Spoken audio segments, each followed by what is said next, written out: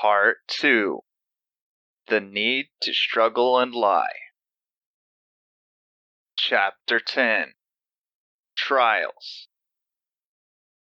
Months had passed since Leon first knocked on the door and was tested by the father of modern electricity. In that time, he had learned a great deal about many things he hadn't been aware of. Everything from the importance of positive and negative charges to the triboelectric effect and beyond.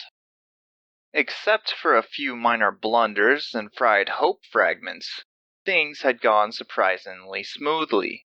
Leon was now much better equipped to handle situations ahead of him. Tesla was still a bit uncanny and a bit eccentric when it came to his privacy, but he had warmed up to Leon and Leon to him. Tesla had not only become a teacher that Leon could look up to, but also a friend. Perhaps even, in a way, another grandfather. Probably the most exciting thing that Leon had learned about in his time here, besides his conquest, was the full capabilities of the Tesla towers. Tesla even had Leon inspect them from time to time over the months, of course, with the help of Hope. The biggest shock of it all was the discovery of the Teleforce defense system. These were giant electrical cannons Tesla had created that could shoot multiple targets up to 2,500 miles away. He explained that they had such precision that the margin of error was only a few meters at max range. At least that's what Tesla had told him. It's not like he had seen them in action. Either way, for this to be up and running was a complete surprise to Leon. And it seemed like in the end, Tesla really did end up creating the ultimate defense weapon. What would have once seemed like complete pseudoscience had been an absolute pleasure to now see come to fruition. Leon was just honestly grateful to be allowed to be a part of this wondrous world Tesla had shown him. An advanced world that was full of technology and that was shrouded in complete mystery to others. All this said, while Leon did understand some of it, he was far from a tech-savvy engineer and wouldn't be able to reproduce it. No, his focus here was to learn everything he could about how electricity worked in order to control his conquest. Leon had learned most of the basics of what he could. However, he would still need to learn when to use the positive and negative charges together or separate, depending on his goals, to make the most of his conquest ability. So do you think the Teleforce project could have worked on Earth if you had the backing that you required? Leon asked, looking over at Tesla, who was working on something obscurely. In theory, yes. I had finished that before I left Earth. I was working with the US government in secret to develop it. Still, they canned the project and my ideas for free electricity. It seems that at the time, coal was more profitable to them than tapping into unlimited energy using the ionosphere. The Teleforce project would have needed a lot of electricity to run anyhow. I later discovered that the ionosphere couldn't produce the power needed with my original tower design.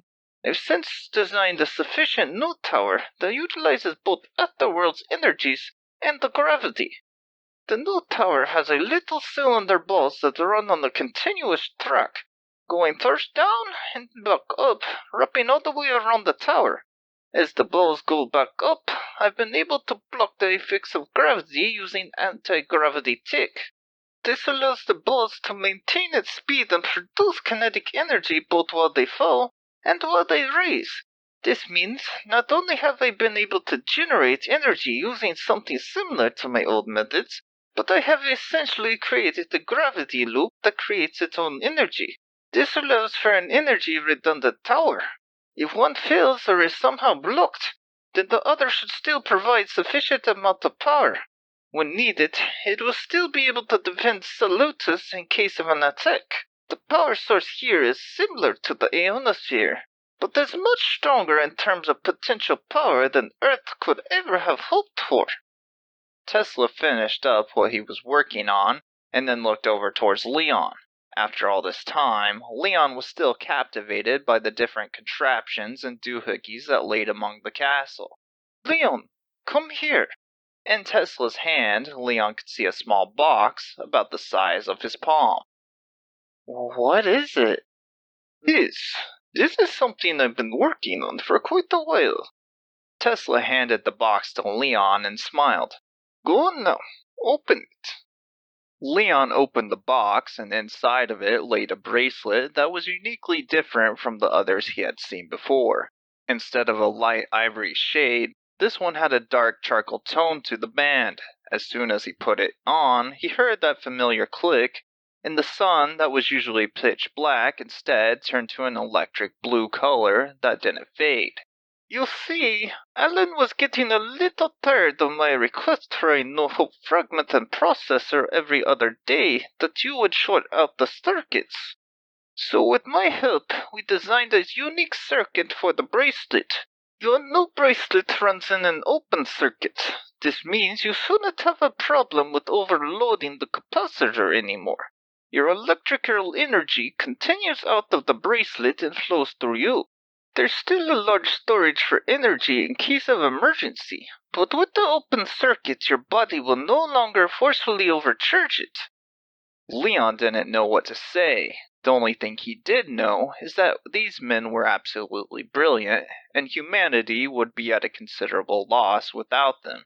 There were others as well, but these two particularly had done so much to help him, and were a big reason for some of humanity's greatest weapons against the gods.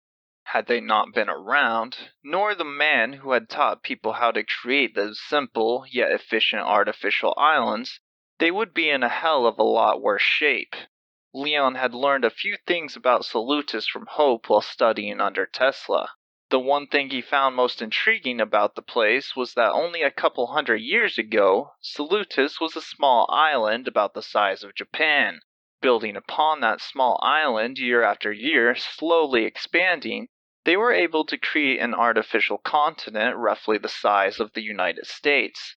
This all took place while it was being camouflaged by the reflective light and soul cloaking technology. After a moment, the new bracelet calibrated to his body, and Hope appeared in front of him. Hello again, Leon. Hello yourself, Hope. Leon smiled. Her face and voice had become a part of his daily routine, and something that he had grown fond of. You're not going to disappear on me this time, are you? I suppose that's up to you now, isn't it? Well, I think I can manage to not overload this one. That is, unless you decide to piss me off again. He could tell Hope was about to say something stern, and cut her off by letting her know that he was only joking. Doctor, Ragnar has approached the front of the building and is requesting access. Should I let him know you'll meet him at the front? Hope asked, knowing that he wouldn't allow anyone else access to his laboratory other than herself and Leon. Is that time already, is it? Very well. Tell him we will be out in a few minutes, and I have to wrap up things here. As you wish, Doctor, Hope said, as she sent the message to her fragment, which was with Ragnar. Well, I wish we would have had more time. You've been here for nearly 9 months, and while you've grown quite a bit, there's still more I am sure I could have taught you. Out of time? Leon didn't understand what he meant. I stalled them for as long as I could, but it seems you've got 2 big appointments coming up, and I can no longer stall either one. I'm sorry I couldn't teach you more in the time we had. I failed, Tesla said, in apparent disappointment. What more could you have taught me, really? Leon asked, astonished that Tesla had thought he failed him. I've already learned how to utilize and sustain my own energy. I've even been able to create my own electrical field of energy around me without my bracelet. On top of that, Leon pulled out the dagger he stole off the wall in the Snow Leopard's kingdom. The dagger began to shine, and was covered in electrical energy, emitting brush discharge sparks from around it. I've mastered energy transference. Leon threw the dagger at a nearby metal target that he had used over the months, hitting it dead center, causing thermal heating to occur around where it struck. I know you are a lot more prepared than when you first arrived, but I didn't even get to teach you about the Bill experiment that those damn Nazis stole. Leon was confused. The bell? You're not talking about that made-up Die Glock, are you? Where the Germans created a giant bell used for time travel? Time travel? Of course not. That would be preposterous. Though we are probably talking about the same thing. The bell was never meant for time travel, no. It was meant for two things, levitation and teleportation. Who do you think created the transfer stations here? The reason I had been saving this for last is you clearly weren't ready, and now I have no time left to explain. Excuse me, sir, Hope interjected. It seems Ragnar has become quite impatient and has given you 8 more minutes, no more. If Leon doesn't make it to the trial, they will proceed without him, and in doing so, may very well seal the fates of those few there. Okay, goddammit, okay, Tesla said, a bit more enraged and stressed than Leon had ever seen him before. I don't have time to explain it all, and you don't have time to waste if you are to make your court date. What court date? Leon hadn't heard anything of the sort and really had no idea what the 2 appointments were. Listen, there's no time for that. Ragnar will tell you all you need to know about the circumstances surrounding that debacle. What I need you to know is you have the ability to charge each of your cells positively or negatively. By knowing this and understanding it, you should eventually be able to use the idea of electromagnetism with your own strength to do just like the cylinders on my tower and ignore gravity. You've gone through a hell of a lot and have still struggled with that aspect of reading the properties of your surrounding environment. But with Hope's help, you should be able to grasp it. Eventually, you should learn to feel it on your own without her aid, and then you should be able to master your conquest even further. Finally, Tesla led Leon to the front of the castle. They passed by the multiple lonely rooms full of only doodads and gadgets. The halls were empty of pictures and only filled with books. Tesla's Dr. Frankenstein lab could be more aptly named Tesla's Fortress of Solitude. With his only assistant, an AI of another scientist's creation, it was indeed a lonely place. At last, they reached the door, and Tesla grabbed Leon by his shoulders and looked at him in the eyes with that same look that he first gave to him when he entered his almost sacred space. An endearing look comparable to one a parent would give a child or grandchild. You look so much like him, you know that? Tesla said with watery eyes. Like who? Leon didn't know what Tesla was on about and had never seen him this emotional. Oh, I almost forgot.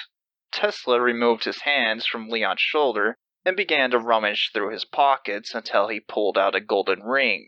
The ring was both normal looking and sophisticated in a technological way, with small circuits showing on the exterior.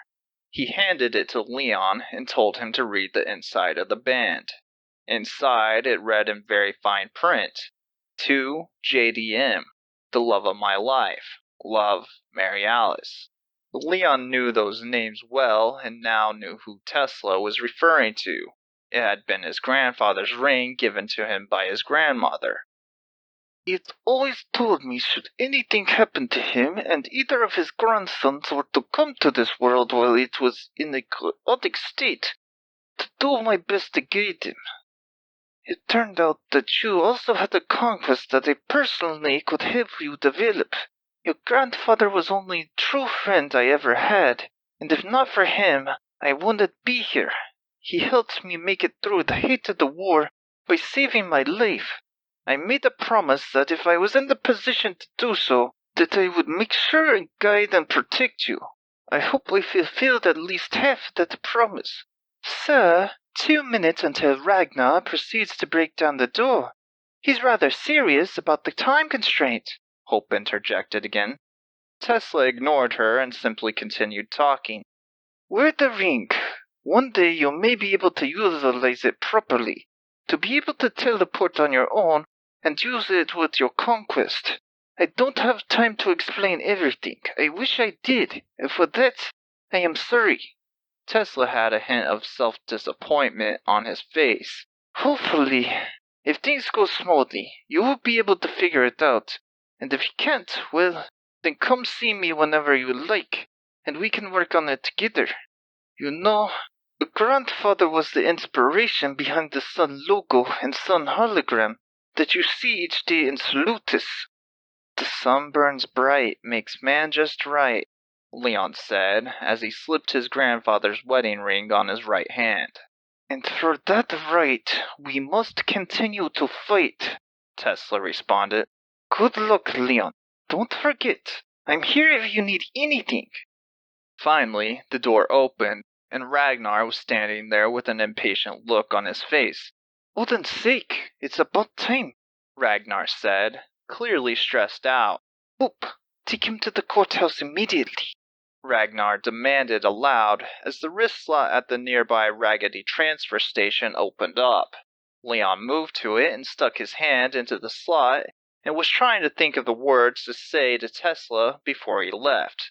All he could think of was "thank you," but as soon as the words came to mind, everything went numb, and the emptiness followed.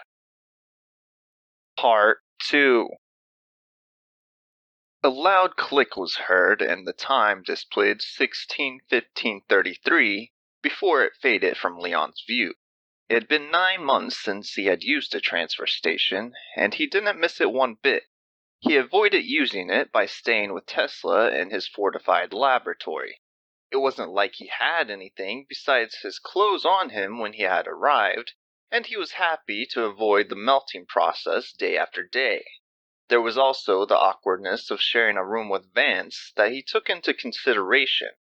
It wasn't that he hated the guy, it was just that strange feeling of sharing a room with someone that had just literally tried to kill him that would take some time to get over. He thought that it would eventually subside, but being put in there with him when he had just tried to kill him then that same week felt a bit too soon. "Please exit the transfer station to avoid delays," an automated, posh, yet rather dull male voice said to him. Somehow it reminded him of Marvin from The Hitchhiker's Guide to the Galaxy. Leon didn't know if the voice had a level of understanding like Hope did or not, but clearly it wasn't humanity's chosen AI like Hope was.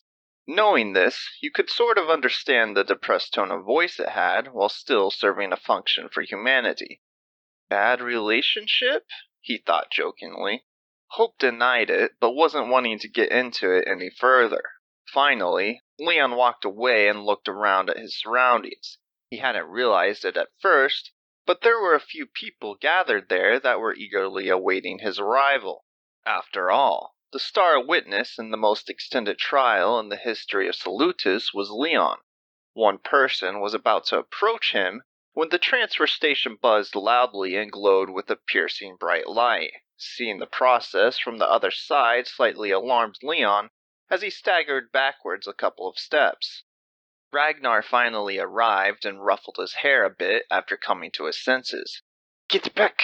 We don't have time to be a sideshow for you lot," he said with a fierce look in his eyes to the onlookers. He began to walk towards the courthouse, and Leon followed. Those around kept their distance in fear of the hot-headed general, who anyone could tell just by looking was in a particular mood today. "Those damn gawkers! They know better than to try to interact with the court process. And talking to you could sway your testimony. If we had time, I'd lay into them," Ragnar roared, doing his best to let them know his thoughts on the matter. "I assume you know the situation, yes?" he asked Leon as they passed through the main entrance of the courthouse. "What situation? I honestly have no idea why I'm here, and just that it's important," Leon replied earnestly. "That damned fool! Tesla is one of the smartest men here in Salutis, and even though he sees the world for its truth, he continues to remain in his own personal cave of allegory. He's facing the outside world, yet choosing not to enter it, and essentially ignoring it in the most critical of circumstances." Leon just looked puzzled at Ragnar, who was alluding to Plato's cave of allegory. It wasn't something he had come to expect from the ruthless warrior. "You know, I was going to take you up as an apprentice myself, but he blindsided everyone by requesting you almost the moment we arrived. Given the nature of things, I chose not to intervene."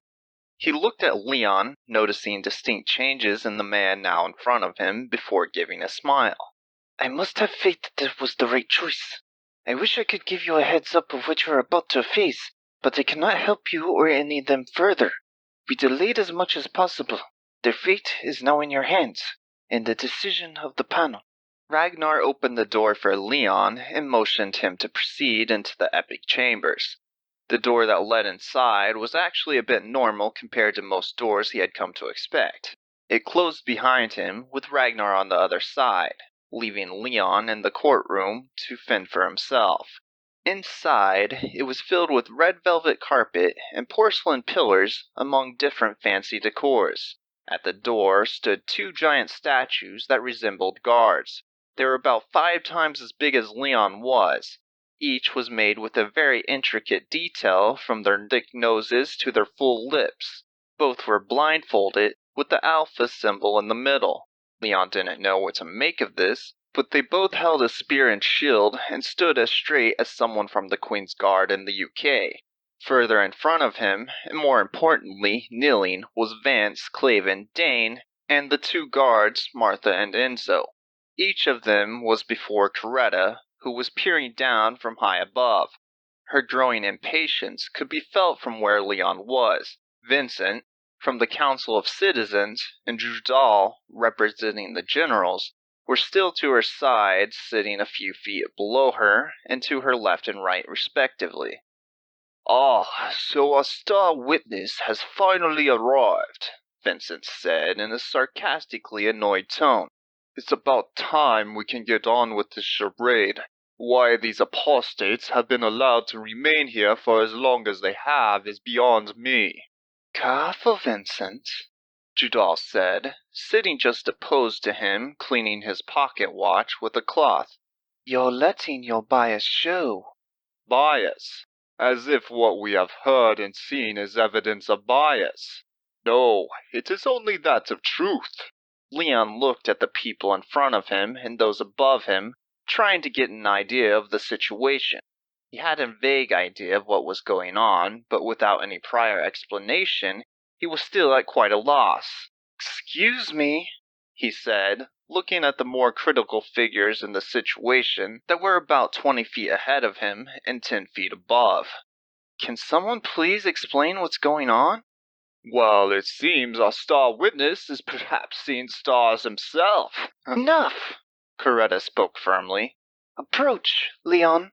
Leon moved forward slowly while gazing up at them.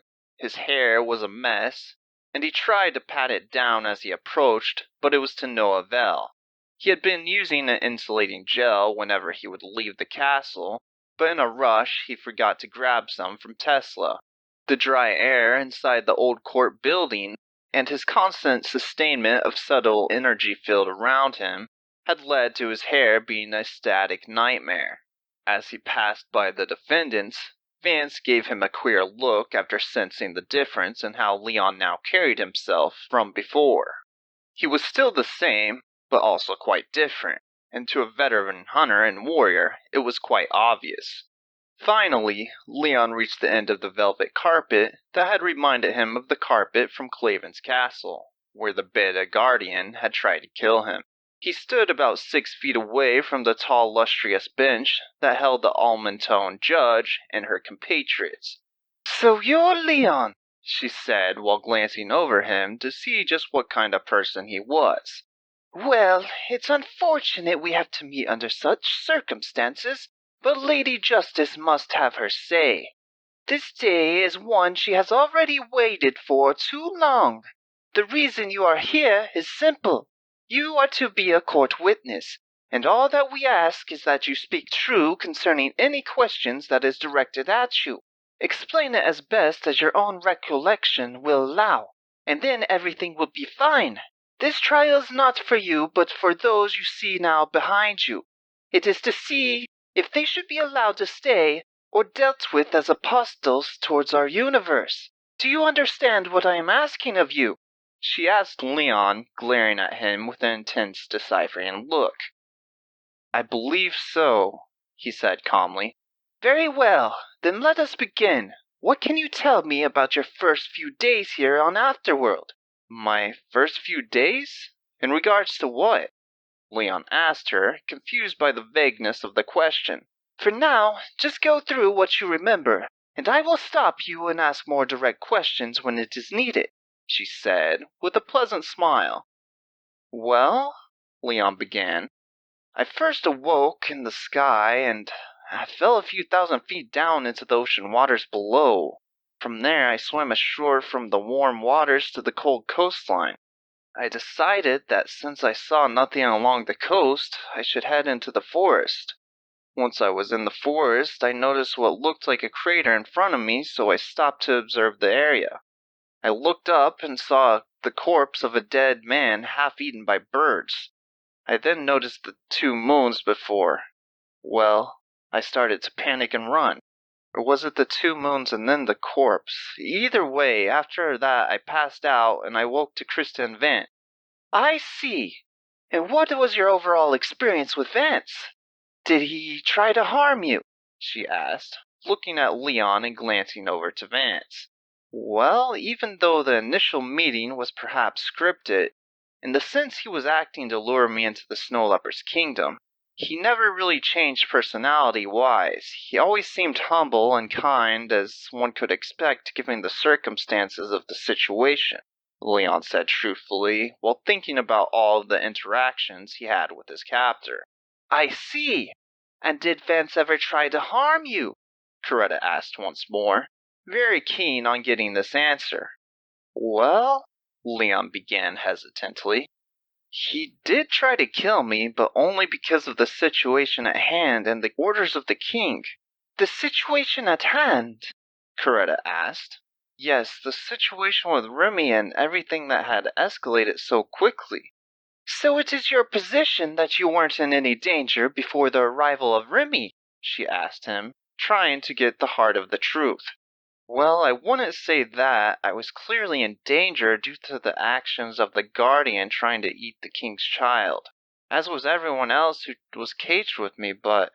I understand now. Tell me about your encounters with these two, Enzo and Martha, Coretta said, moving on.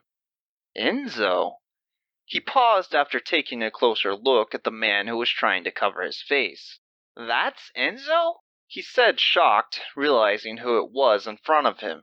He was amazed he didn't recognize him on the SFT, and barely recognized him here. Still, he guessed most people kept to themselves after the whole experience. Now his teeth were clean, and without a helmet he looked a lot different, but he did have that faint scar under his left lip that looked like a diamond. This was the only giveaway that helped him to realize who it was. Well, he was a cruel individual and... Quit your lying, kid. We never even met, he declared, trying to sound earnest. Never met? You threatened to cut off my fingers and pieces of me. What do you mean we never met? Leon asked, amazed by his daring statement.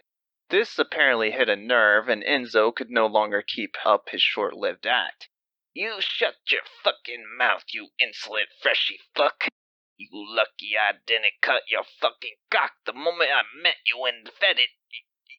He immediately stopped talking and began to choke. He collapsed entirely to his side, reaching in the air as his face began to turn from red to purple. Finally, he was allowed to breathe again, and let out a cough due to the continuous white beam that was now surgically lodged in his throat. He tried to say something, but the words wouldn't come out. Vincent just smiled at the display of agony that Enzo was experiencing, as it coincided with his own unique sense of justice. Opposite of him, Judal remained wholly calm and continued to remain unfazed by what was going on. It seems our dear friend Enzo broke the rules of the court. As he did not speak true, his punishment for this is that he has forfeited his right to speak for the rest of this trial. Is there anything else you need to say in regards to your encounter with this man? Coretta asked Leon, who was a bit shook at the display he had just witnessed. No, ma'am, he said, wanting to describe how helpless and weak Enzo was against the Guardians, but chose not to. I had no other direct experience with him or anything that would be relevant to the court case. Very well, Coretta said. On to the woman Martha. You said you had recognized her, correct? That's right. Only once, though, Leon said, trying to straighten his hair again after it had stood up from the surprise of what had happened to Enzo. Tell me about this one experience. What happened? It was after Dabriana had begun to battle with Remy, and everything was thrown into chaos. I decided I would go save the king's son, or Claven's son, so I made my way towards the castle. On my way, I was almost caught by one of Remy's guardians, and would have been in a lot of trouble had she not intervened. So you're saying your only experience with her was her saving you, is that correct? Coretta asked, with an almost surprised look. Yes, that's right. If not for Martha, I'm not sure I could have been able to save Claven's son, or the nurse that took him for that matter, Leon said with earnest. Would any of you like to add anything at this point? Coretta asked the defendants, but she only got a few headshakes. Very well. On to Dane. What were your experiences with him? Dane, I don't really have much good to say or bad to say about Dane. My experience with him were mostly neutral. He's the one who helped me regain my memories. Other than that, he only delivered Claven's orders to Vance, which led him to try and kill me. Regain your memories? Coretta asked surprisingly. Yes, I was having a spat of temporary amnesia, and he used his conquest to help me remember everything, so I guess honestly he had more of a positive impact on me, though for less positive reasons, he thought to himself. At the request of his king, Leon said, summing up his brief overall experience with Dane. Coretta looked at him and was almost ready to say something, but decided not to. After a moment of contemplation, she knew what was next. Now, for the final defendant, what is your overall experience with him? With Claven? Leon asked. Indeed, unless you see anyone else around here that should be considered, she answered, brows raised with an almost peculiar tone in her voice. Well, none that I know of, Leon replied. To begin, my interactions with the Frozen King was much different than that with the man Claven. Explain, Coretta said. Well, you see, when I first arrived, I met the Frozen King. He was a king that would do anything to protect both his son and his people, regardless of the cost. He cared not for outsiders except for if it would help serve his purpose of protecting those within his care. I was an outsider, therefore I was expendable. Given the circumstances, it is certainly understandable, and I believe this is why he had his memories wiped. Otherwise, his emotions would have made it difficult for him to act as a leader in the best interest of his people. It is why he was able to survive and his people were able to survive. He did try to make a trade for me, not of malice, but for the sake of those he was responsible for. He may have had a frozen heart in a sense, but it was for the benefit of his people.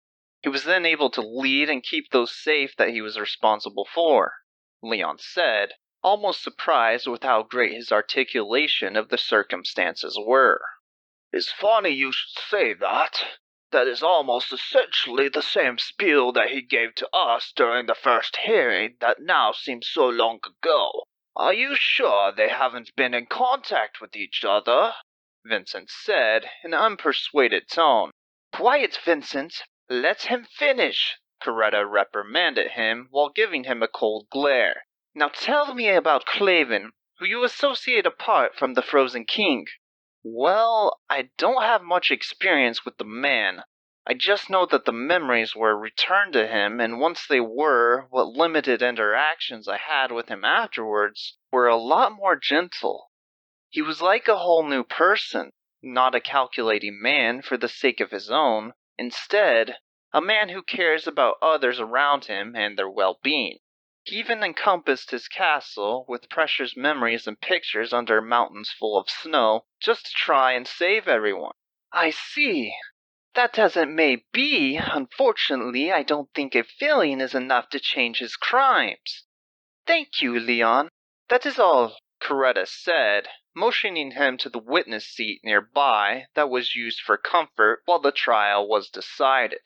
Can I say just one more thing before I give up my role as a witness? Leon asked, with determination on his face. You may, Coretta said, with curiosity upon hers, clearly wondering what the young man below her had to say. I'm not sure what you're going to sentence them to, but I'm assuming neither you nor Vincent, or most of the people here watching, have been outside of Salutis in a while. Maybe you've forgotten what it's like out there. Maybe you're one of the lucky few who never went through anything as the despots wish for out there. Perhaps, even, you're someone who tries as they may, can't forget the hell and horrors of life outside of Salutis. I was there for a mere few days, and I clearly understand the implications of living outside of the sanctuary. I hope that you can remember, and when you issue your judgment, you put yourself in their position. The position of all those still out there trying to survive. You call them apostates, but for the most part, they were just scared and hopeless with no other option that didn't include a massive death toll. During the rescue and liberation, many died with the help of 2 generals and other members of the resistance. That was just against Remy. What happens when other, stronger, more maniacal gods show up? What happened when they did during our retreat? Even those among the generals face a challenge and possibly death. To my knowledge, we still don't know where Dabriana is, and what may have been his fate, so I ask you, when you judge them, to just remember you are judging people much like yourselves. That's all I got to say. Leon finished, and he went and sat on the chair that was designated for him. Well, that was quite some speech, Hope told him after he sat down. Though, you weren't supposed to bring up what happened to Dabriana, as that was being kept hush-hush to prevent panic. Well, why didn't you tell me sooner? Leon thought to her, while looking up at the judge and the 2 representatives who were whispering among themselves. Well, I am forbidden to assist any witness during the testimony. This is to give as an accurate and human of testimony as possible.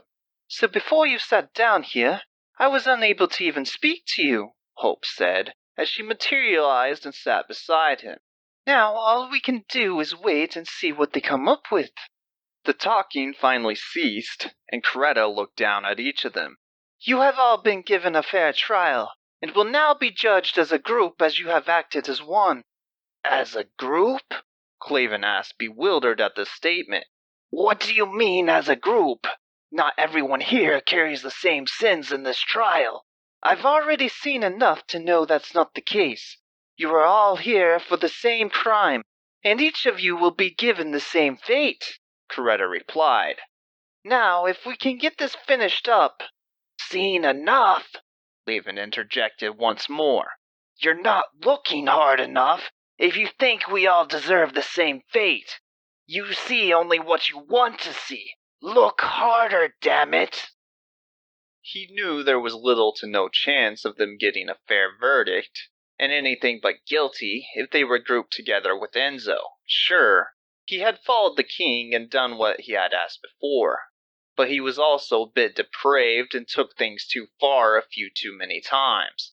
Had they not needed the manpower so severely, even with his missing memories, he would have gotten rid of him a long time ago.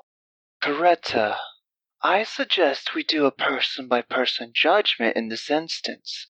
There's a lot at stake, and I don't necessarily agree that all their crimes are the same. Jadal spoke, so that he would be heard by all. I'm sorry, I don't agree with that.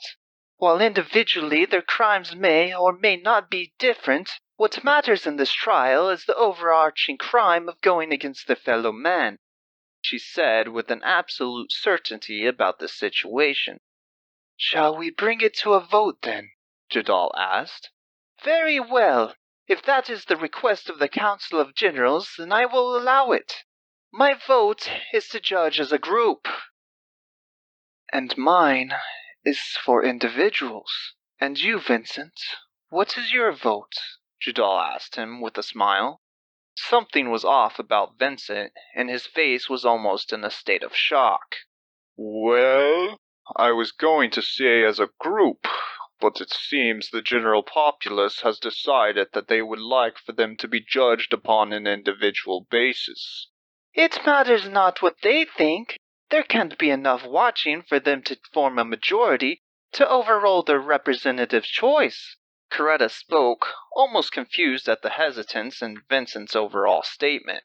Well, that's just it, Vincent said, now acting utterly different from his dickish attitude he had before. It seems everyone is watching. What do you mean, everyone? Coretta asked, still baffled by his statement. I mean all of Salutis, Vincent said, still a bit shocked himself. They have also voted overwhelmingly to have the judgment split into an individual basis rather than as a group. Over 93% of the whole population has voted this way. Well, she paused hesitantly at this odd occurrence that had never happened once before. Very well.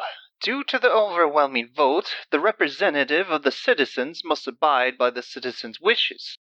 This means we will take a short 10-minute recess and then come back and render the verdicts. See you in 10, she said, as she slammed the gavel. What happened? Leon asked Hope, wondering what was going on and causing such a commotion. Well, while I'm unable to interfere and help a witness, I'm not prohibited from broadcasting their invigorating, passionate speech to the city. You know, to give the citizens a little nudge and remind them of how lucky they've been and how bad things still are outside. That they should be mindful of who it is that is representing them and what is going on. Even though they may have other tasks, they should still remain vigilant, for the person may claim to represent them, only to act in a completely different way when only a few are watching. You're telling me that you'd never see Vincent acting as he has here when in front of a majority of people? Leon asked, acting shocked. Not in the slightest, Hope said, tittering. Part 3. 10 minutes passed, and everyone had gathered back to their posts after using the restroom to await the judgment. There was a final phase in whispering amongst the group above before the silence was broken by Coretta issuing their decision. We have all discussed it, and we will be rendering verdicts based on different crimes. My judgment will be based on all the overall good and evil acts of a person. Vincent's vote will be if the individual is guilty of crimes against citizens or other innocent persons, weighed by all from Solutus. His vote will be issued on what the people as a whole vote on, except for myself and Judal. Vincent will get a single vote in that aspect, but it has no more weight than the next person. Judal's vote will be a vote focused on if the person has chosen of their own will to act against the gods and toward the destruction of Salutis' principles. If there are 3 guilty votes, the punishment will be soul destruction. Your conquest will either be absorbed by someone else to increase its rank, or will be given to someone deemed worthy if it is a strong conquest. If there are 2 guilty votes, the person shall either be given the same punishment as 3 votes, or will be required to undergo house arrest and the watchful eye of a volunteering general.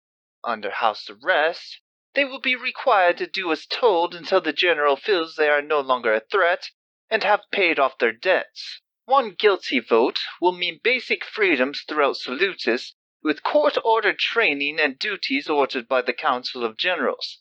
0 guilty votes means that you will be given the available housing of your choosing and assigned to a mentor immediately to start training. Does everyone understand? Each of them said yes in unison, except for Enzo. He was still forbidden to speak, and could only give an angry nod. Very well. How does the council find Vance? Coretta asked. Innocent. Jadal spoke first in an articulately profound manner. After a brief pause, a vote request that lasted 10 seconds popped up in Leon's vision. The choices were either guilty or innocent for Vance. After the time expired, and the votes were tallied, Vincent spoke as well. The people find him on a 66-vote majority to be innocent. I see, Coretta spoke. Unfortunately, I cannot be so forgiving in his case and find him guilty on his acts alone. Moving on, how does the council find Enzo? We find him guilty, Jadal said immediately, with no hesitation. The man clearly has no regard for harming the innocent, and takes pleasure in it. One key aspect of Saluta's principles is to help humanity. This man clearly has no regard for the suffering of others, let alone helping them. We find him guilty on a 98% majority vote, Vincent said after a moment. I concur with that vote, and this man is not a man that should have been allowed to stay in Salutis for as long as he has. Enzo is guilty on all counts, Coretta spoke. Enzo, unable to speak, stood up and began to run. The small shield around him that was keeping him safe suddenly restrained him, causing him to tumble over, rolling along the carpet. Leon didn't react much, as this seemed pretty typical for something Enzo would try, given the kind of person he was, and of learning of his fate to be. We will deal with him after the votes are finished, Coretta ordered. Now on to Martha, she said, as Enzo remained there almost in a ball, continuing to struggle, only able to totter back and forth before eventually giving up. Innocent, Jadal spoke. Leon wasn't part of the kingdom she was meant to protect, but still, intervene to protect him from the devilish guardian. She will make an excellent citizen in that regard. Innocent on a 99% margin, Vincent said. It seems we are all in agreement once more. I can find nothing to truly fault you for from today's witness testimony, or of your own previous. You have been deemed innocent, Martha, and will be given your complete freedom after this is over, Coretta said, somewhat smiling. Now what is your verdict on Dane, gentlemen? I believe he is innocent as well. I don't believe Dane's actions were that of a saint, nor do I believe they were overall bad. So therefore, I cannot find him guilty, Jadal said. There was a pause before Vincent spoke. Innocent on a 52% majority vote, Vincent finally responded. I don't believe he is quite innocent. However, his past suffering more than compensates for the sins he had committed while in the Snow Leopard's kingdom.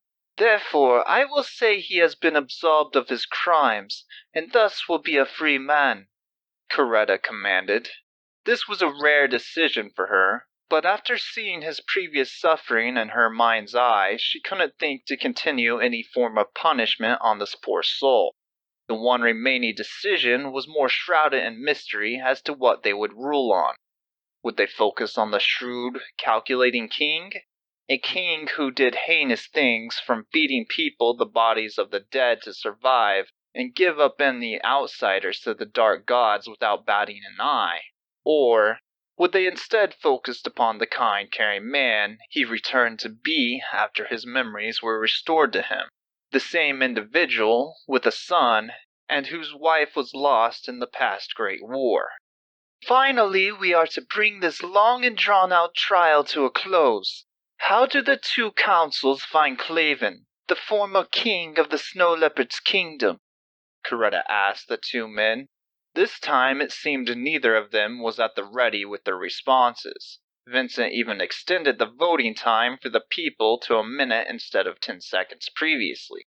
It looked as almost everyone was looking to further contemplate this one, and seemed as if time was slowed.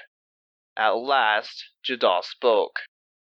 We of the Council of Generals, while finding it terrible the atrocities the Frozen King committed, cannot find a reason to blame the man Claven, who is in his own right a completely different individual. While the two men shared some memories, they did not share all, nor did they share the same feelings. He fought against the dark gods in the great previous war. Thus we find the man Claven innocent of crimes against our gods, and of any ill will towards the city of Salutis. I see. And just how do the people of Salutis feel, Vincent? Curta asked him with a look of inquiry upon her face. It seems, while some of the people understand the tough situation he faced, the majority believe it was his decision that led most of those in his care to act the way they did. Therefore, the vote has come to a 54% guilty majority vote. Leon didn't know where he got that analysis from, but he figured it was probably pretty close to the truth. This was the one vote that had gone the opposite way from which he had voted. Leon had voted to spare the king. He saw no reason or threat from the man who was now in front of him. Understood, Creta said, while looking from Vincent to Claven. You know, I did look deeper, but I cannot ignore the atrocities you committed. Whether it was during a time when your mind and memories were corrupted or not, it was on your orders that these souls were ended, given to the dark gods and to their surrogates. I know that times were rough, and that you felt hopeless to take those initiatives that you did, but even so, you did remove those memories willingly. Am I wrong? You're not.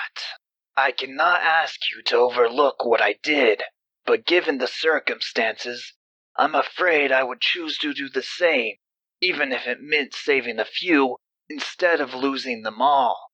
I know that what I did could eventually lead to my own damnation, yet, even so, there was no other option. Was I to just die and condemn those in my care to the same fate as the many? You don't know that as a fact. No, I don't know that for a fact. But given how things turned out with even Dabriana and Ragnar there, I think it's more than evident, at least to me, of the justifications of my actions. Make judgment as you will.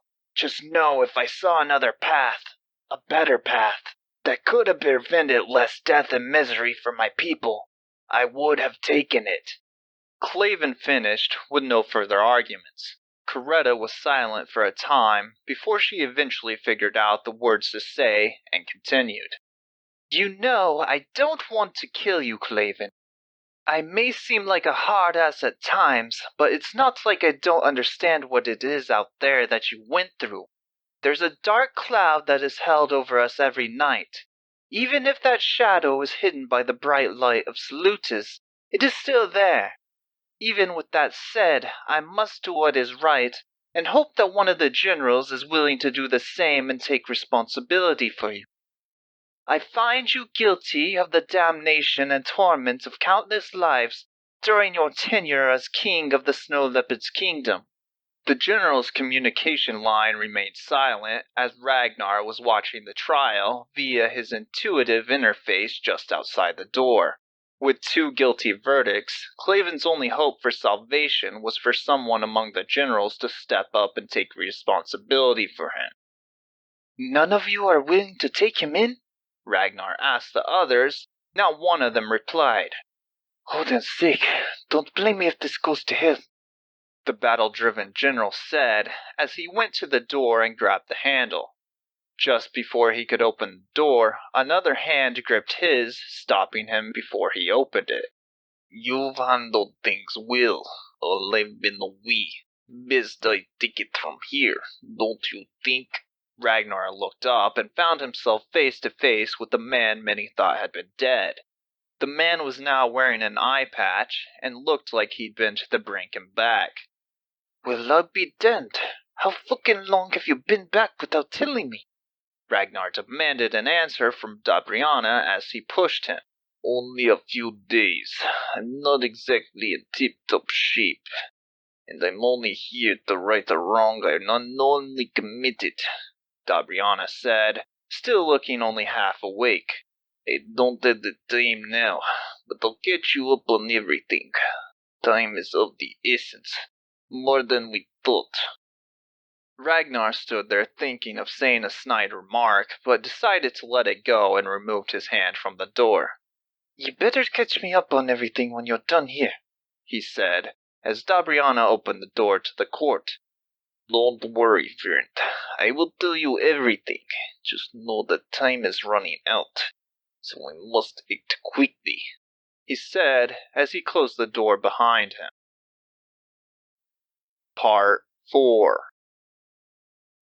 I will ask a final time, is there anyone from the councils of generals that is willing to take responsibility for this man?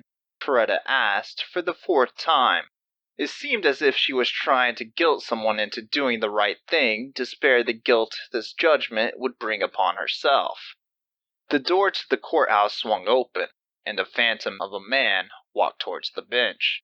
Along the way, he passed by a restrained Enzo, before finally appearing just short of the other defendants. May I approach you, Your Honor? Dabriana asked, in a pleasantly familiar tone as he looked up at the 3 presiding above him. You may, Coretta said, in a surprised voice that echoed the feeling of everyone else there, including Leon. The only one not surprised, or at least unwilling to show it, was Judal. Dabriana passed just a few feet in front of the other defendants, who, while relieved about their own situation, were still feeling anxious about their former king. I would like to take responsibility for Cleveland, Dabriana said, just as I had taken before the war began, and even during it. I feel it is my responsibility to do so, and to make amends for failing him in the time of need.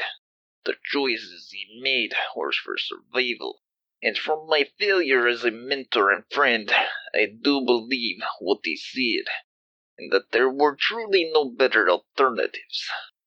I see, Coretta said, with a hint of relief. If that is what a man of your caliber asks, I cannot very well deny it. Very well, Claven. You will be spared and under the guidance of Dabriana until he sees fit. If there's nothing else, then I will finally say that this case is over, and that court is adjourned. She slammed her gavel, stood, and walked out. The other 2 followed shortly after. Is it over? Leon asked Hope. Yes, it's over. Though, for you, it seems things are just beginning. Leon didn't know what Hope meant by this, but then remembered what Tesla had told him before he left. Got 2 big appointments coming up. If this was the first one, what was the second? Hope, what is my second appointment? Forgive me, but I cannot answer that at this time.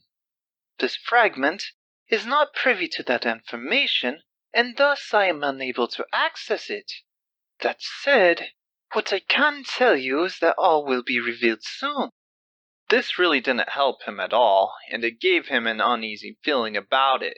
Usually, when something was hidden, it turned out to be stressful or dangerous in this place. While it could turn out to be nothing, it didn't sound that way, and his first appointment held implications of life and death for Claven and the ex-members of the Snow Leopard's kingdom. So he wondered what could this one be, that its contents were classified. He'd find out soon enough, as both Ragnar and Dabriana approached him, along with Judal, who had made his way into the lower region of the courthouse. What happened to your eye? Leon asked without reserve, noticing the distinction of Dabriana now in front of him. I lost it to that flat-faced bastard. Don't you worry about that, though. We need you to come with us to the General's building for an urgent meeting. There's a lot we need to discuss with you in private. Discuss with me? Leon hadn't the slightest clue as to what Dabriana was talking about, or why he was needed. What's going on? We'll get to that later, lad, Ragnar said, jumping in. We best be going now. So this is the one they spoke of, is it? Judal asked, while getting in front of the other 2, almost shoving them in the process. Well, it's a pleasure to meet you, Leon. My name is Judal, he said casually, holding out his hand. Leon grabbed it and gave a firm shake, still pondering about what the upcoming meeting was about. He noticed the pocket watch's chain sticking out of the man's strange, yet elegant attire that looked like a suited house robe. Leon had to hold back a laugh, as for some reason he was greatly reminded of the presidential candidate, Vermin Supreme. What are we going to do with this lot? Ragnar asked Dabriana, who was now in charge of Claven. We have to figure some way to get them settled, but we really don't have the time for this right now, Dabriana said, annoyed and still using more willpower than should be necessary to remain standing. You two take care of them, Jadal said to Ragnar and Dabriana, once again cleaning his pocket watch. I'll go ahead with Leon and show him to the conference room, where I can begin to address what he needs to know. It shouldn't be too much trouble with the General's HQ right next to us. The two looked at each other closely and reluctantly agreed with Jadal. It was annoying, but they needed to take care of the group, and it would be quicker if Ragnar were to help Dabriana rather than to try to handle them all at once. All right, Dabriana said in agreement. You'll take him over there to the conference room first, and from there, we'll follow after a few minutes. We'll get everything set up on our end, and then Ope can take over after we make some basic arrangements. That sounds like the most practical choice we can hope for. We'll be off then, Jadal said, moving towards the door with Leon close behind. Part 5. He held the door open for Leon, and the pair of them headed out together. As Leon stepped out of the courthouse and into the open city, he felt a sense of relief. He had done his best to turn things around in there, not because Leon thought he particularly knew better, but because he did know at least a semblance of the same fear that they felt. Leon still didn't know why Tesla couldn't have at least taken a moment at one of their dinners to mention the trial. He knew they had been swamped during training, but even a small chat would have gone a long way to inform him of what he was walking into. There outside was as crisp as ever, and the temperature felt about the same as always. Still, the sense of mundane pleasure was welcome after the stressful situation he had emerged from. He was thankful that the city was both temperature and weather controlled. This was made crystal clear by the fact that the courthouse lingered on the edge of Salutis. Leon could see over the vast waters outside, there, an intense storm that was tossing waves and creating booms. But inside, it felt like a delightful autumn night. About the only thing they couldn't get rid of, or perhaps chose not to, was the fresh sea smell of a port city. The smell of salt water filled the air, with just a dash of fish that got stronger the closer you got to the edge of Salutis. It reminded him of the college campus he had once visited in upstate New York, SUNY Oswego. It wasn't salty there, but the smell of fresh water air and fish was quite similar in that sense. It was all very different from anything found in Kansas, but he had begun to become accustomed to it. Following Jadal down the stairway path that lay in front of the courthouse, they reached a gate that opened for them as they left. This was different from the way he and Ragnar had entered, but from the sound of things, this also meant he wouldn't need to use a melt device. This at least gave him a little comfort. Through the gate lay the government center. It was full of different official buildings that required a certain level of clearance to enter. The HQ is just a block away, Jadal said, as if reading his thoughts. I know you must have a lot of questions, and I wish I could explain it now, but unfortunately, it is quite classified. I am unable to say much on the matter until we are in a private arena. Leon somewhat understood what he meant, even if it was reluctantly so. And this definitely has to do with me? Oh yes, Jadal responded. Almost entirely, I'm afraid. For the remainder of the time, the two said nothing to each other as they passed buildings of all different shapes and structures. After a minute, they arrived at a highly secure facility that was gated all around. In front of the gate was a giant Sphinx statue, and it had an alpha symbol carved into its head garment. Its hands were more humanoid than one would expect, with opposable thumbs. As they walked closer, the Sphinx's wings spread, and it stood on guard at the presence of Leon, who was now just a few feet away from the gate. Leon grabbed for his dagger as his skin crawled, and his hair stood up, sensing the danger directly in front of him. Judal simply waved it down, and it sat back down, resting still as before. It's okay now. You can follow me inside. It won't hurt you, Judal told Leon as he passed through the now open gate. What was that? Leon asked Hope, who had been rather silent on their way over. That was a sphinx, Hope said, poking fun at him. I know that, he thought, slightly annoyed by her answer. Before she could answer, Judal took over. You must have many questions. Let's not have this be one of them. That was one of my goals. Its sole purpose is to protect the General's headquarters from any uninvited guests. You don't have anything to fear from them, he said, alluding to the many different statues of defenders along the way to the main building. How did you gain this as your conquest? That seems like a rather intriguing story, Leon asked, wondering how someone would gain the power to create a golem. It seems like a power that almost created life from his own will. Well, it's a long story. Maybe we'll get into that later on. But it wasn't my death that brought this power to me. I was given a power based on my life. But now, instead of one or two, I can make armies and assign each a different task as needed. This is how my conquest has expanded here in Afterworld. It was my life's work and learning to create the golems that led me to where I am now. Like other magics that exist on Earth, there is also the power to create golems, though now it is all but a lost magic, and I am probably the only one left who knows how. Unlike the Witches' clan, there weren't many who could control the power of golem or taught how. And unlike the witches, we were wiped out a great many years ago. The more Leon had learned here about the Earth, the more he realized he never really knew anything about the world he was from.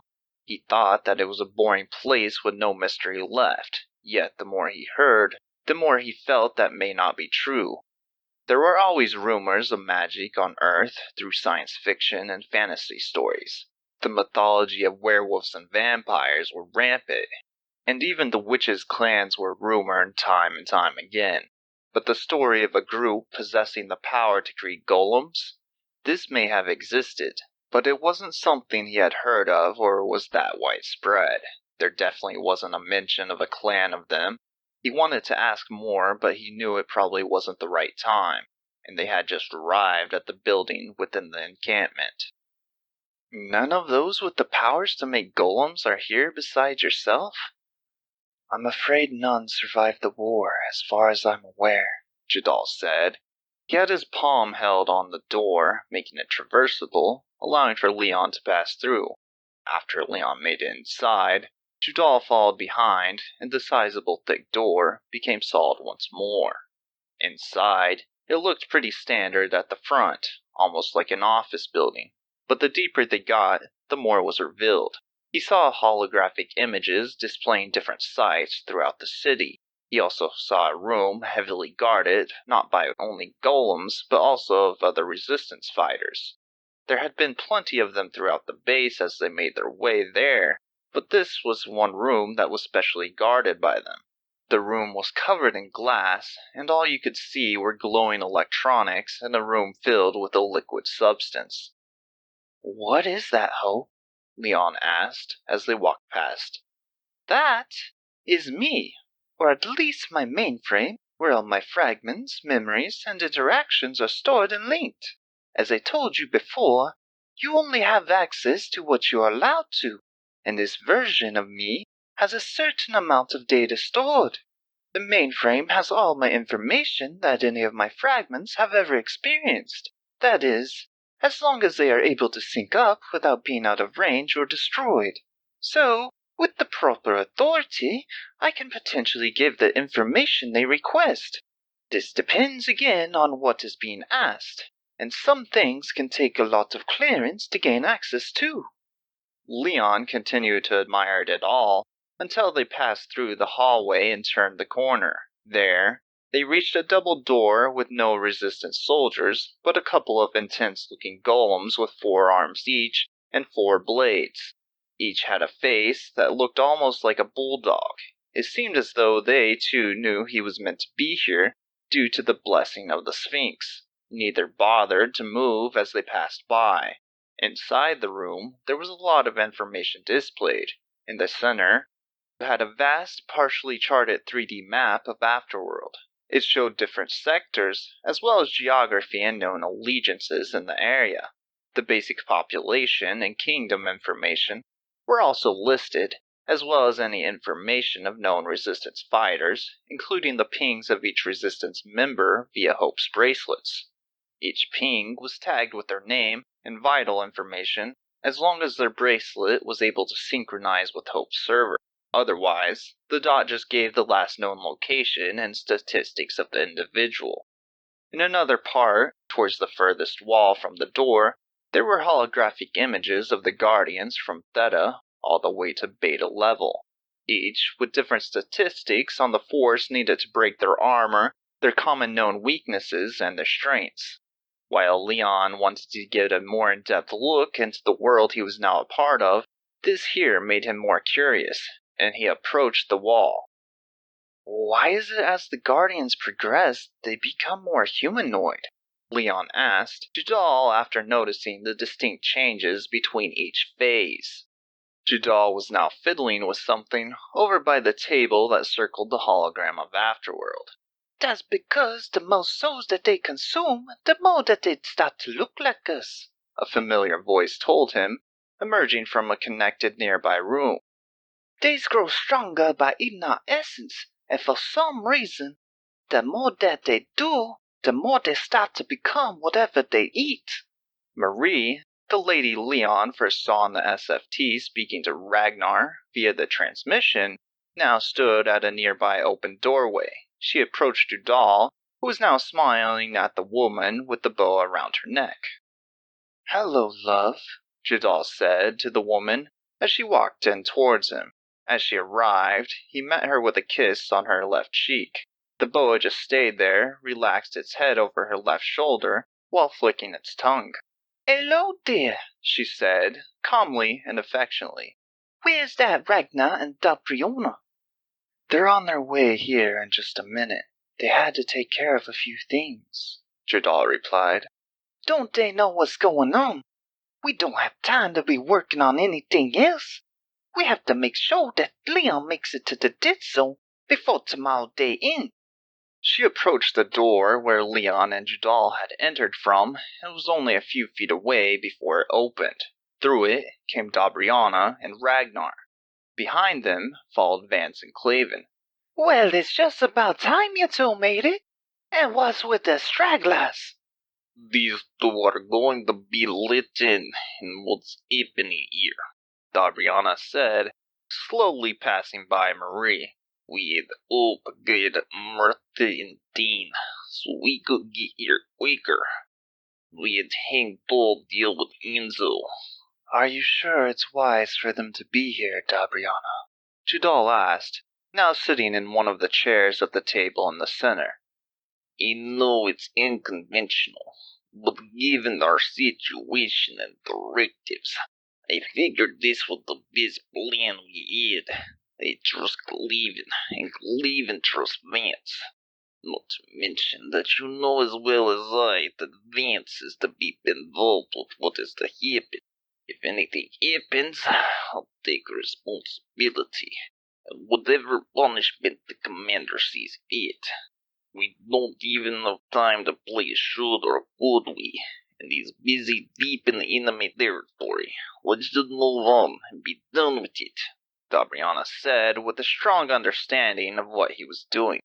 I already tried to persuade him otherwise, but you know how he is after he gets something in his head, Ragnar interjected, letting Judal know there was no further use discussing it. No one said anything else at this point, and just waited for Dabriana to continue. Most everyone here had great respect for the man for one reason or the other. Out of the 4 generals, he was the strongest. But it wasn't for this that they looked up to him. It was his dedication, honor, and all-around class that led each of them to respect him in their own way. None more so than Ragnar, who, while honorable himself, is not one who likes to be beneath others and prefers combat to talk or taking orders. Let's move on. We have a few things to discuss, and little time to do so. The first thing is the fight ahead with Flatfeast. I've mentioned this a little, but I don't think I had time to go through the details due to the trial. But it was a complete disaster. We know he is one of the most powerful gods besides the Dark Creator, but alone I was almost helpless against him. I had never faced him alone in combat, and I didn't know exactly how blessed I was until now. All of our shields were already, for the most part, drained from our fight with Remy and the Guardians. Due to this, our men didn't stand a chance, and I barely escaped with my life. We knew Flatface was strong, and while we grew over the years, it seems he is a will.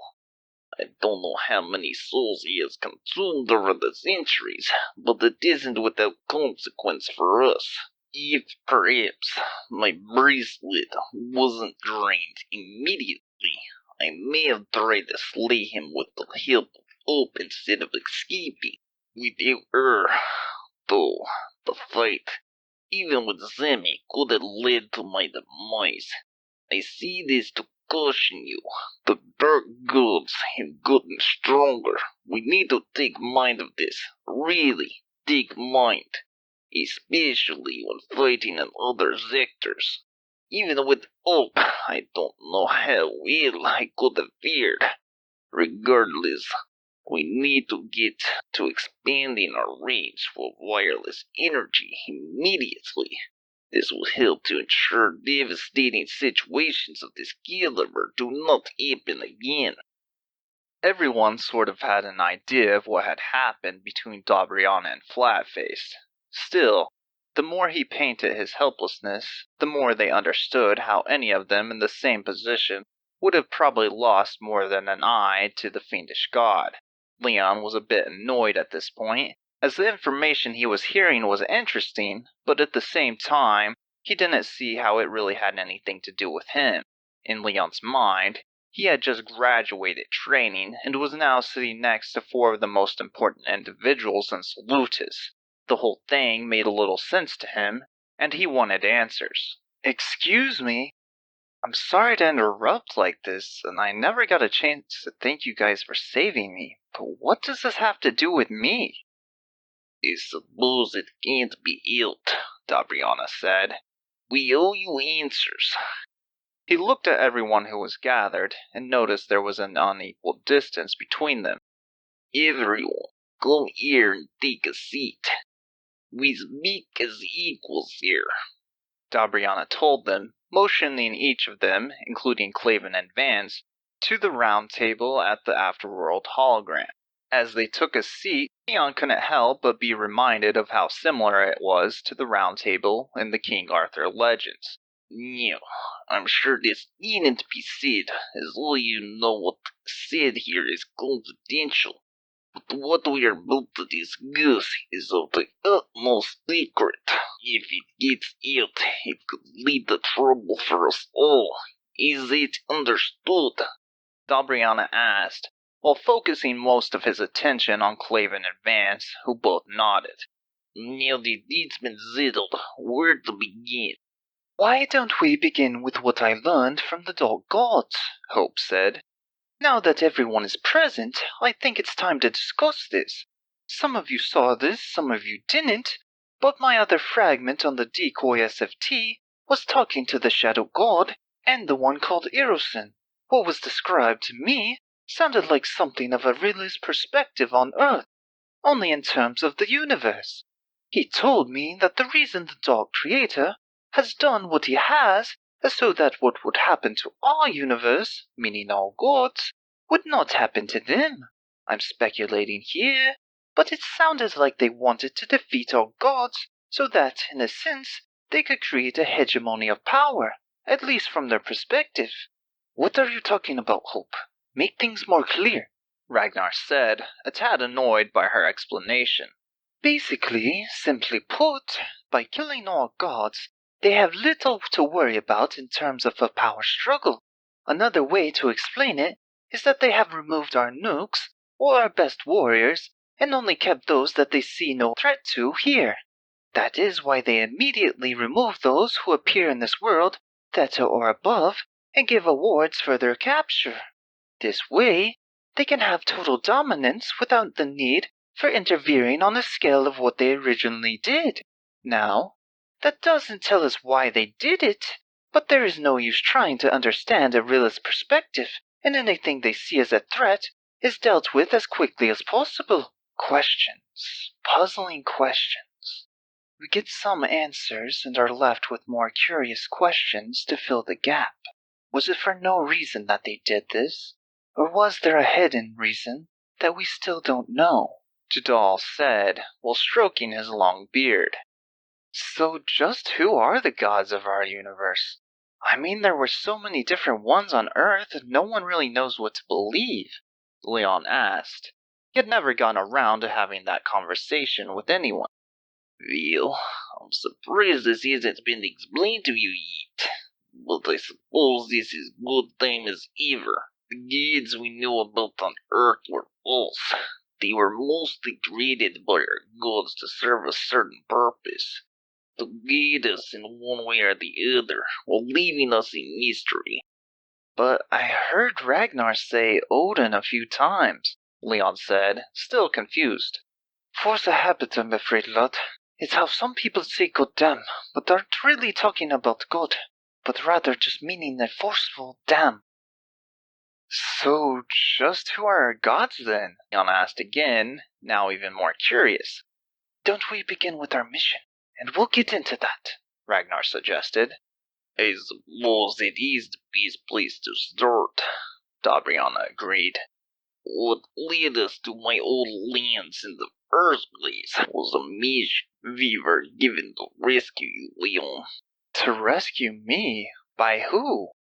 Leon asked, wondering who would ask for him to be rescued out of so many.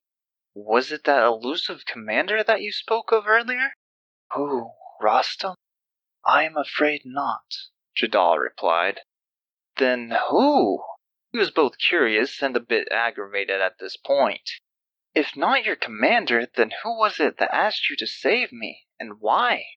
I mean, all the same. Be direct with the kid and stop beating around the bush. Go on now.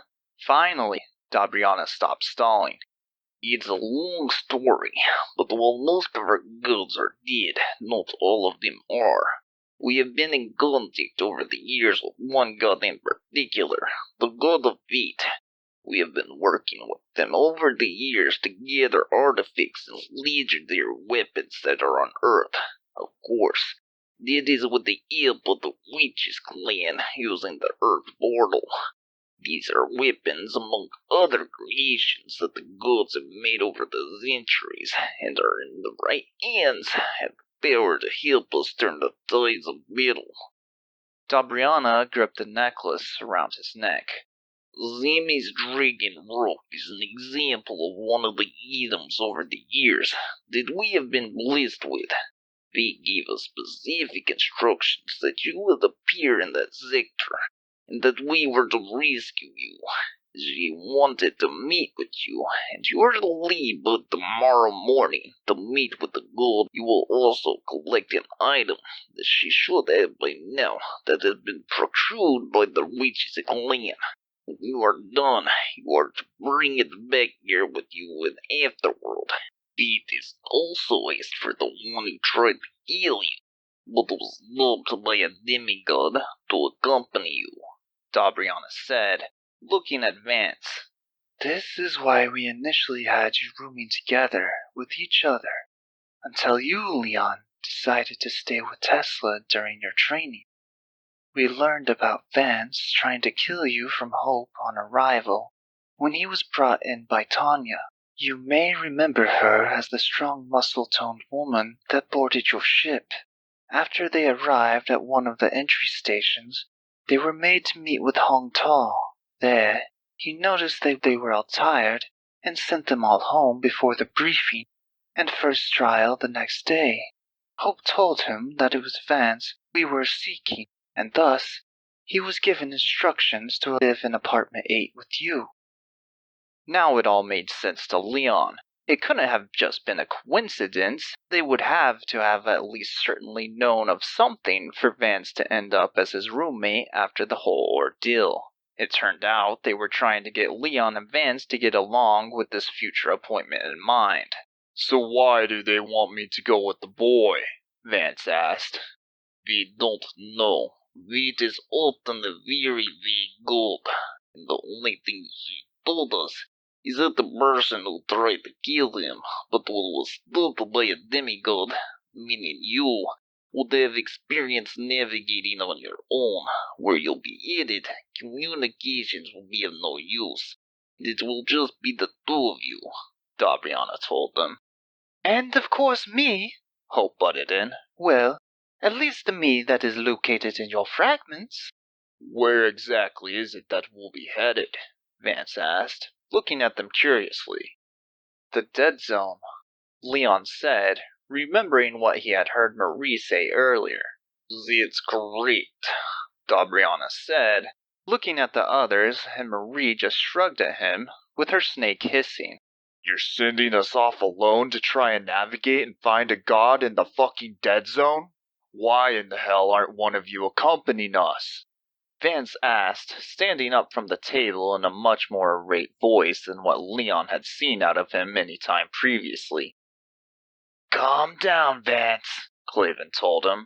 He realized what he was doing and sat back down, trying to remain calm, or at least a bit more than he was after hearing what they were to do tomorrow. Is the dead zone that bad? Leon asked, confused and ignorant about most of the specifics that they were all discussing with him. It ain't called the dead zone just because the communications there are dead, kid, Vance said in a condescending tone, still clearly upset about the situation. He's right, lad. Honestly, I should go with you too. The area is rough, and the people and creatures there are worse. You know you can't, Ragnar. There is a reason fate requested these two, and we must respect it. That's why you entrusted Ilsa with Leon to make sure he was ready, is it not? It's not that I don't trust that he's increased his capabilities and understanding of his conquest. But what of his overall combat experience? Even if you give a baby the strongest weapon in the universe, that doesn't mean the baby will suddenly become an expert fighter, Ragnar replied. You bring up a good point, but we'll have to just trust you'll be okay. What kind of combat training did you do, Leon? Dabriana asked curiously. Combat training? You're joking, right? What kind of combat training would he have gotten with that reclusive scientist? Well, Leon interjected. I didn't have combat training of the typical nature, but I did have artificial combat training with Hope. She taught me different ways to fight and how to use a dagger in combat based on all the available public information from various fighting experts. I won't pretend that I myself am an expert, but the shadow vision training I had was done every day for at least 3 hours for 7 of the 9 months that I was at Tesla's home. Shadow vision training? Ragnar asked, and they all looked around at each other, unsure of what he was talking about. Allow me to explain, Hope said, standing next to Leon. Shadow vision training is a special program that Tesla had created by Alan Turing for the purpose of training Leon in combat. It is only accessible by Leon due to how his conquest works. With his natural capability to handle an increase in body current, he's able to use his mental and bodily functions at a higher level than most. A big part of this was putting a lot more strain on his neuron pathways than someone without his conquest could handle. Thus, with this in mind, Turing was able to develop a program that I could use that would mimic enemies in his eyesight. This includes full-fledged illusions, and I would be able to mimic resistance if he or his dagger hit an enemy or their weapons. as well as triggering his pain receptors if he were to get hit. Tesla wanted Leon to have practical combat training during his mental preparation. He figured this would be the best way to do so while maintaining his privacy. That man never ceases to amaze me, Gabriana said. What I don't understand is why would Turing create such a program for a single individual? This program Tesla requested must have taken considerable work, no? Well, he owed Tesla a favor, and you know how those two are. They hate to be indebted to their rival. Impressive, Jadal said while smiling at everything he had just learned. Just how strong was Leon able to get? How strong is his conquest now? Leon pulled up his long gray shirt and revealed his new conquest rank. Those in the room were stunned at what they were witnessing. Well, I'll be damned, kid. I knew you looked different, but you must be a fucking prodigy, Vance said, surprised at just how fast he had grown in such a short time. Everyone else had similar things to say. In terms of growth, Leon, in just a few months, had exponentially improved and was now a Zeta 3. Leon wasn't sure what the big deal was, as it wasn't like he was an Alpha or even anything close. Even if his conquest rank was now ahead of Vance, he still felt as though he was still the weakest in the room. The big difference between them was the real combat experience and overall experience in Afterworld. Being a hunter, and having been through at least part of the Great War, Vance had plenty of both. Vance himself had done some pretty impressive growth. He had initially been a Kappa 9, but as it turns out, he was now an Iota 2. Given the amount of time that had passed, and ignoring Leon's crazy progress, this was still a pretty impressive feat, and he had bulked up considerably in his time of isolation. What do you think, Vance? Clavin asked his friend and previous general. Well, it won't be easy. Honestly, it'll still be pretty dangerous.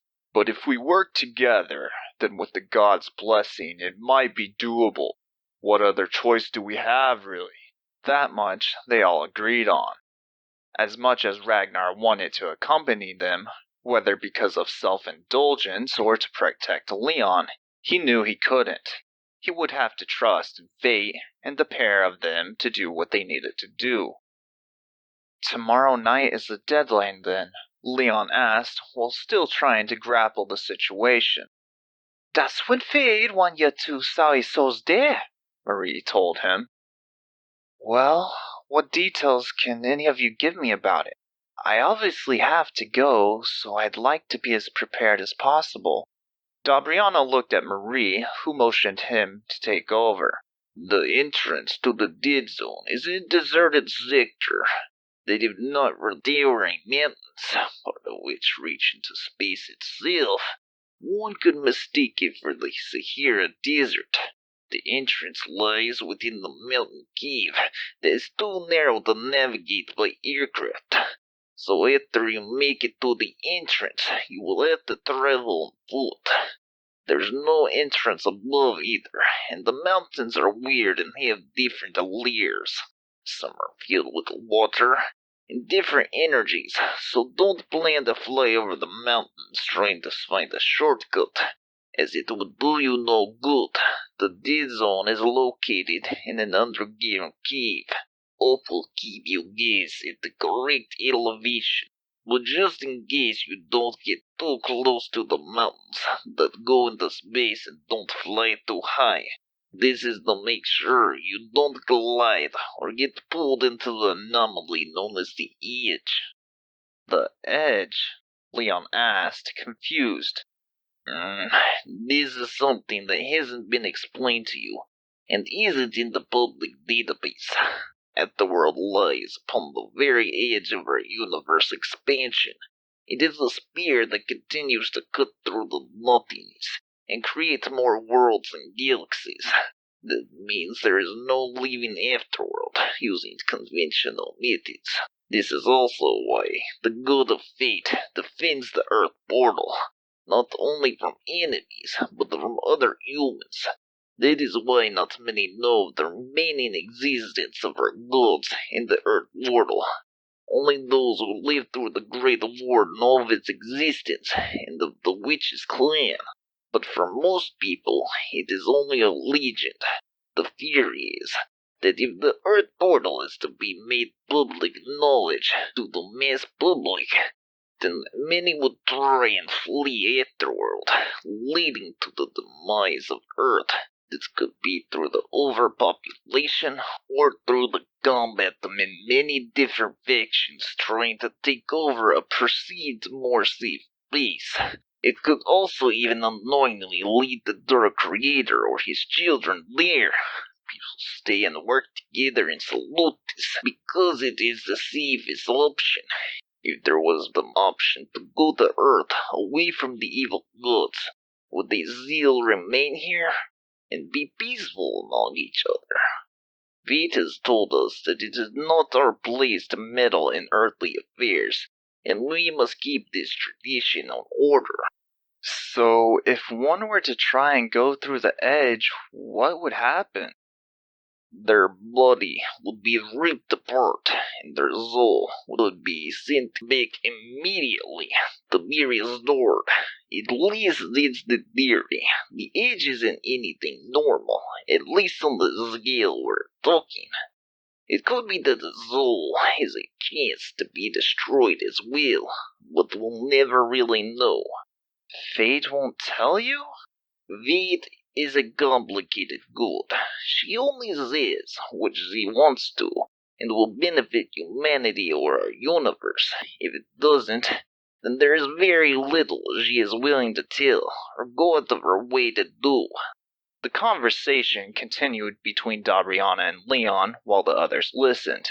He learned very little about the Dead Zone other than some creatures were abandoned there, and the gods had tried to create these creatures to battle with the Dark Creator, but had mostly failed. Without the gods' guidance, they didn't have the conscience built on centuries of experience like the humans had to fall back on. Leon thought they sounded a lot like the Guardians the Dark Creator had, but the Guardians still had their gods to control their movements and point them to a task. These creatures were virtually abandoned after our gods had all but perished and disappeared into solitude. I think that's all we have time for tonight. You two should head home and get your rest. I know it's been a long day. We will have the ship ready for you in the morning, along with any supplies you may need. You can handle that, can't you, Ragnar? Dabriana asked, visibly weaker than he was earlier after the long day. Consider it taken care of. Go take care of yourself and head over to see the healer already. You look like piss. You can tell us another time about what happened on your way back here. You need as much rest, if not more, than those two, Ragnar said, alluding to Vance and Leon, who had both had long days and were about to have a much longer one tomorrow. The group finally disbanded and headed off to their own tasks. Vance and Leon headed home together to get one good night's rest before the early morning and chaotic day that was ahead of them. After reluctantly using the melt device, Leon walked into the house and sat on the nearby couch. Vance grabbed a couple of beers from the nearby fridge and passed one to Leon. Hey, kid. Thanks for everything you did today. You did more than most would have given what we put you through. I'll see you in the morning. Leon just smiled as Vance took his leave and headed through the door to his room, calling it a night. Leon sat there for a few minutes, sipping his beer before he followed suit. After passing down the long narrow room, he reached his bed, falling face first into it. The covers began sticking to his skin from the high-level electricity that was continuously generating within his body. Peeling the covers off of his face and rolling over, he had many questions he wanted to ask Hope. Before he could decide which one to ask, he fell asleep fast, with nothing but the day ahead on his mind.